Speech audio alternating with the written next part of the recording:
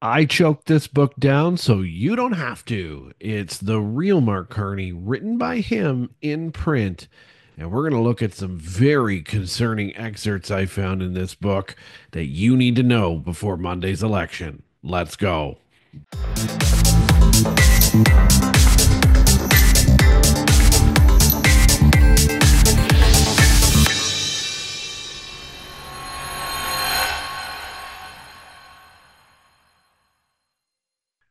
Look, this is no longer just about politics. It's about who Mark Carney really is. We have to know this before we cast our votes. It's not who he says he is, it's who he really is. So where can we find this? Well, a lot of places we can find it in videos and everything else, but while Canadians are being told he's a leader by himself for the future in those videos, his own words written in his book Values tell a very different story than he's telling you on camera today or that the mainstream media is trying to show you. And this isn't speculation because this is what Carney himself wrote in his book. And a lot of people haven't read it, and I understand that, but every Canadian should be deeply concerned. Let's first talk about the carbon tax flip flop he's done here because it's probably the biggest piece of the puzzle here that you should be concerned about. Because in Values, in the book, Carney praises carbon pricing as absolutely essential. Now, we've had people tell us this before. We know this is in his book, but he calls the Canadian carbon tax a global model. He loves this global term, and this should be a deep concern for you. He thinks that we can start the global model.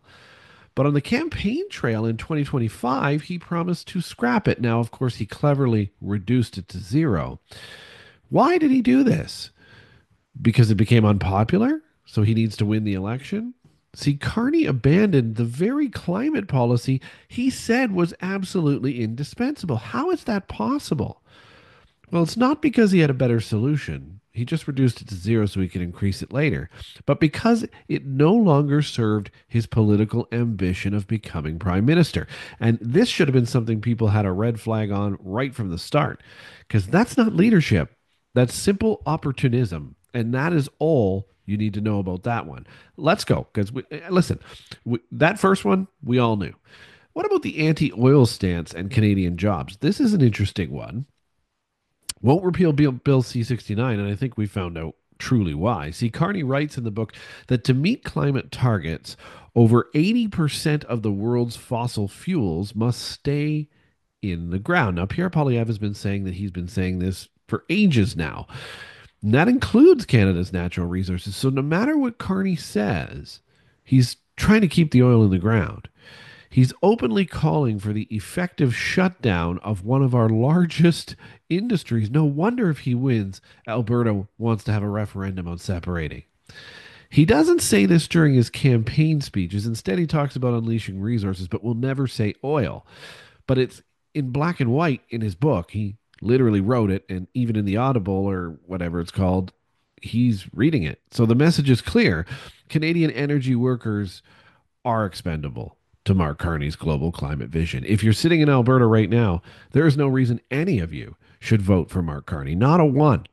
And I'm shocked if you're going to. I don't know what reason you would have, especially after all the recent lies. Check out the episode from this morning on that. Listen, in Values, Carney predicts and even celebrates the rise of central bank digital currencies. He wants cash replaced by government issued digital money. No privacy. Government issued digital money that would have full traceability. They could follow it along no matter what you do with it. That is a terrible, terrible plight for Canada.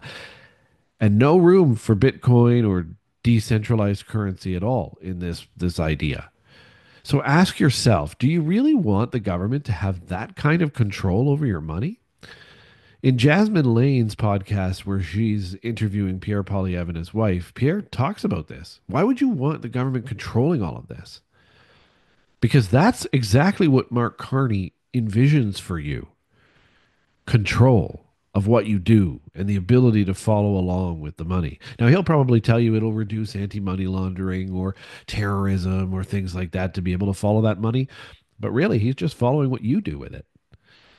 See, Carney likens the public's willingness in the book to accept lockdowns as well. I don't remember accepting the lockdown very much, to accepting centralized control of money. Like, what is going on here? He invokes Hobbes, Leviathan. I don't even know how to say that. It's a symbol of all powerful government. That's really what that means. And even though I can't pronounce it, it's a thing. He says people give up rights for stability. That's not just his theory, though.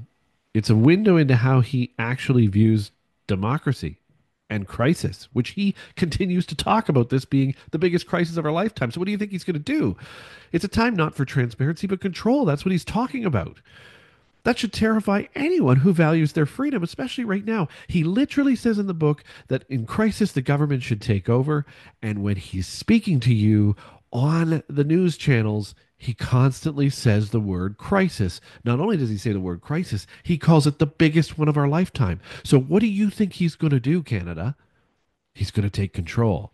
He argues that even money must reflect societal diversity, not economic fundamentals. So, this is an economic guy, but this is what he's saying in his book. He promotes identity quotas for hiring. Now, this isn't about equal opportunity, though. It's about engineered outcomes. What does the government want to engineer the outcome of your company to be?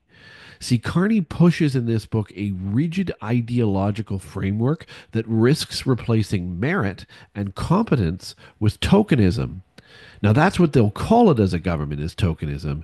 But it really means it's a narrative to the end for you.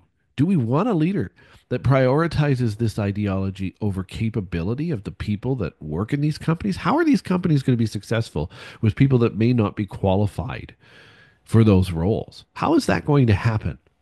Especially with this kind of, again, government interference, government control.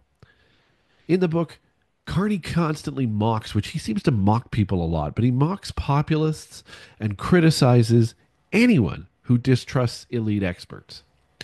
He sees resistance to the government, he sees resistance to this kind of thing as ignorance. That's how out of touch this man really truly is with you. In his world, skepticism of global institutions is actually ass backwards. But in reality, it's healthy democracy.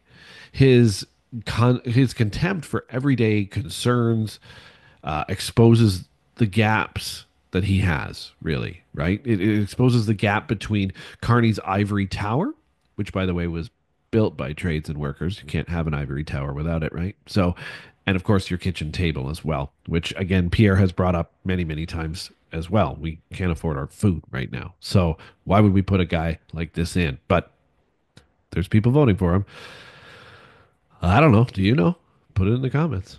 Figure it out. I don't know. It's beyond me now. Carney doesn't hide his allegiance in the book. I mean, he praises globalization. He actually praises globalization even in some of his conversations now, not with caveats, but with enthusiasm. He calls for sort of more values driven global economy, which sounds noble, right? But in practice, a global economy, it means prioritizing international consensus over our national interests. How are you ever going to afford a home when all he's worried about is a global economy, global rights, and global government? See, Canadians should ask, whose values are you looking into, Mark? Whose rules are we talking about here?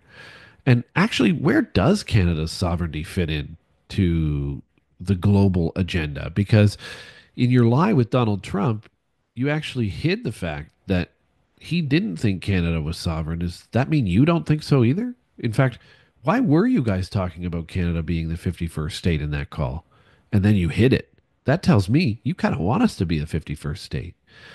See, Carney says our systems failed because of a lack of accountability and integrity, taking shots at Justin Trudeau even on his way through this. And he's right, but he also fails his own test. He's the one who oversaw Brookfield's tax haven strategies. He's the one who claimed Trump never mentioned annexation in the first call, but did. And again, I question now, were you both talking about it as a possibility? But of course, he did that until he was exposed yesterday, and then he bumble, bumble, bumble, bumble, bumble, fumble, fumble, word salad. His words in values are elegant. His actions in real life, calculated and, and evasive. Now, when I say they're elegant, they're well written because obviously somebody's edited and helped him with this. But the ideas are asinine. Values was supposed to be Carney's manifesto. This was going to be the big thing for him, his big breakout. But it's not just a book, it's a warning. It's a big warning to Canadians. See, these are actually his words, Canada. His own words reveal a man who champions control over liberty, ideology over pragmatism, and image over truth. This isn't a misunderstanding, friends. It's who he is. Canadians cannot afford to ignore that. So liberals can jump in this comment and say conservative propaganda and Maple MAGA and all the other crap you say, but I'm just bringing this stuff out of his book. Your guy wrote this.